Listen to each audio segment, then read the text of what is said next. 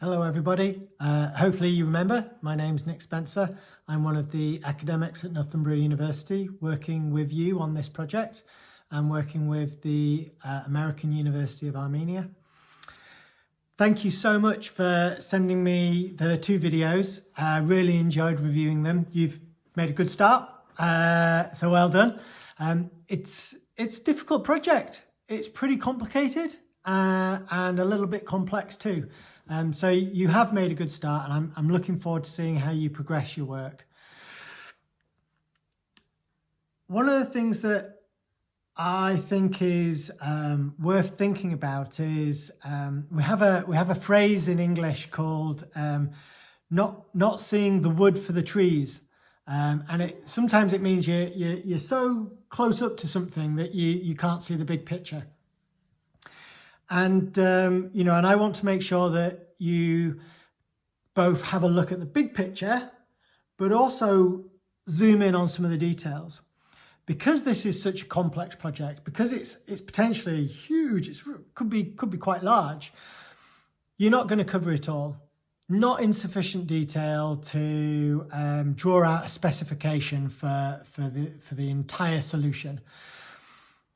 What you are able to do is to model it and to model the big picture and to draw out insights and understandings by looking very closely at some of the detail and imagining what potential solutions could be like and allowing them to lead you in a further questioning process.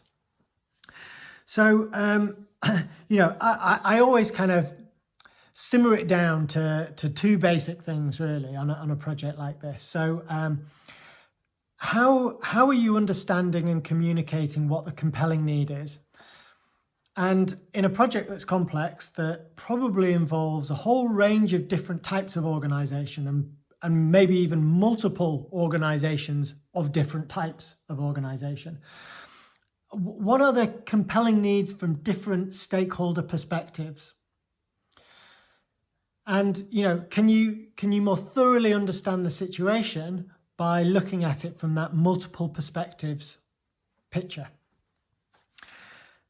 And when you start looking at those multiple perspectives, are there kind of inherent challenges or difficulties or tensions amongst them? And try to draw out what those are. So in taking a multi-stakeholder perspective on a complex situation, you're then able to better understand and model the compelling needs at play, but also maybe some of the other forces that are at play, some of the motivations or the reticence or the conflict, or actually, it might be some of the resistance to change. Who might find an initiative or a venture like this threatening in some way? So, try to model the situation from multiple perspectives and allow that to help you detail the information that you've got, but also expose what you don't know. And both of those things are really important. Exposing what you don't know and kind of modeling and communicating what you do know. So that's the first thing, is around understanding compelling needs. And then the other side to something like this is building a proposition for a positive and responsible future. So in part, that's what you've got to do.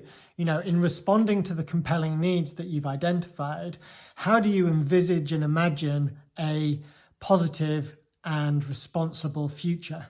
So what is the system? What is the service? What are the touch points that you might build that would help manifest and realize that positive and responsible future? And both of those words are important, the positive and the responsible. And I think each of those can give you different criteria for judgment and evaluation of the ideas and propositions that you're building.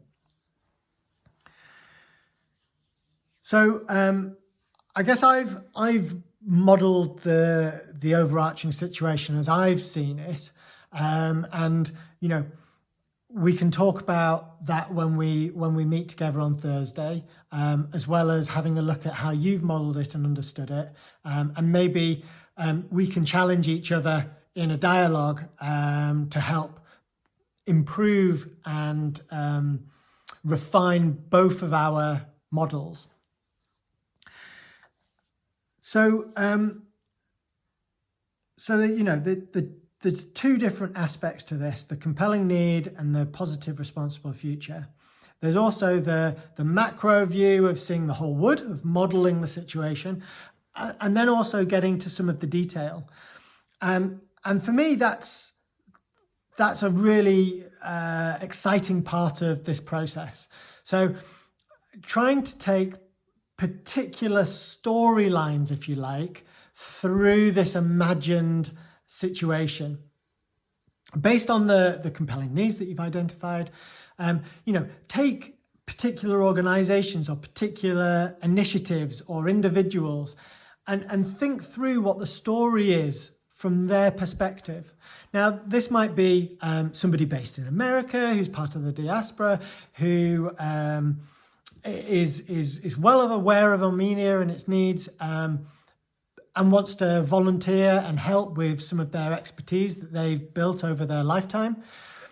Or it may be a particular charity in Armenia that really wants additional funding to run a particular support program in Armenia. So, you know, this isn't covering the whole thing, but it allows you to think through what your proposition is.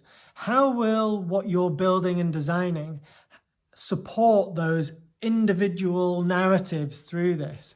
So, you know, how are you more effectively understanding need within the country? How are you raising funds in a transparent manner? How are you creating a link between the needs that have been identified, the funds that have been raised, and different service providers or contractors? You know, and how have those things connected in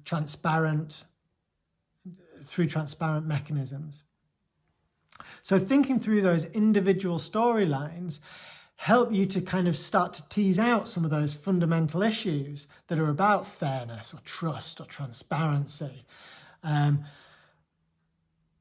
or about governance and the responsible use of finances. But because you can't cover it all, use those storylines, those imagined journeys, to help bring your proposition to life and to give it meaning.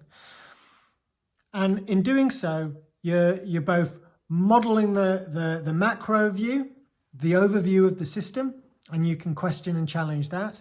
And you're trying to detail what the system would be like from the point of view of use, through a number of meaningful narratives and stories. And you can create a whole host of those different stories that allow you to bring your proposition to life, to be really compelling and interesting.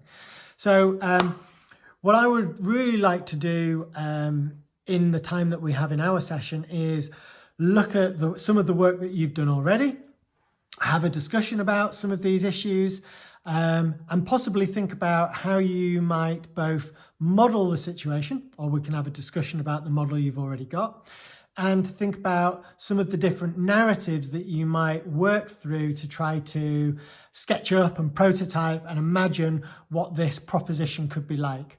So well done on all your work so far. I'm sure that groundwork will help you. Let's try to bring some of this thinking to life. Let's realize it. Let's make it accessible. So draw out your models. Identify particular types of narrative that you want to work through and think through. And in doing so, let's imagine what those touch points are like. what that experience would be like, because that will give us indicators of what the different system, service, artifact, platforms might be like. So, so they're the things that I'd like to cover with you on Thursday. And I guess a question that I will leave you with is, how do you build in responsibility to a system? How do you ensure fairness and transparency, as well as efficiency and effectiveness? So yeah, have a think about that. Okay, see you on Thursday. Bye.